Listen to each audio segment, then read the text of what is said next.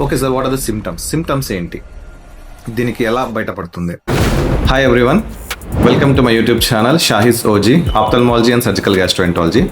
నేను myself doctor N Mohammed Shahid. I'm a surgical gastroenterologist, bariatric, GI oncologist and a robotic surgeon. Internal haemorrhoids, లోపల ఉండే హెమరాయిడ్స్కి pain అనేది ఉండదు. Most of the time no pain, only painless bleeding ఉంటుంది. లోపల నుంచి fresh blood, remember this point, fresh blood మోషన్లోకి వెళ్ళిన తర్వాత ఫ్రెష్ బ్లడ్ బయటకు వస్తుంది. So that is the first indication of piles. External haemorrhoids, బయట ఉన్న హెమరాయిడ్స్ కి బయట స్కిన్ దగ్గర ఉంటుంది కాబట్టి పెయిన్ ఉంటుంది, బ్లీడింగ్ ఉంటుంది, ఇచ్చింగ్ ఉంటుంది. These are the symptoms. Okay sir, ఎప్పుడు మనం దీనికి ట్రీట్మెంట్ తీసుకోవాలి? Not all haemorrhoids are indications for surgery అంటాము.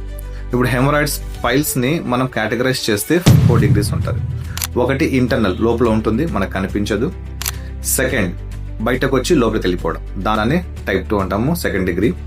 3rd degree అంటే బయటకు వచ్చిన దాన్ని మనం సెల్ఫ్ గా లోపలికి పుష్ చేసుకుంటాం. 4th degree అంటే బయటకు వచ్చిన పైల్ మాస్ అలాగే ఉండిపోతుంది.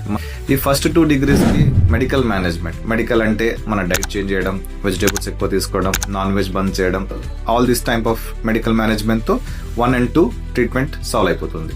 కానీ 3 and 4 ఇలాంటి కండిషన్స్ లో ఏమవుతుంది అంటే బ్లీడింగ్ అయ్యే ఛాన్సెస్ చాలా ఎక్కువగా ఉంటాయి. So better to go for surgery.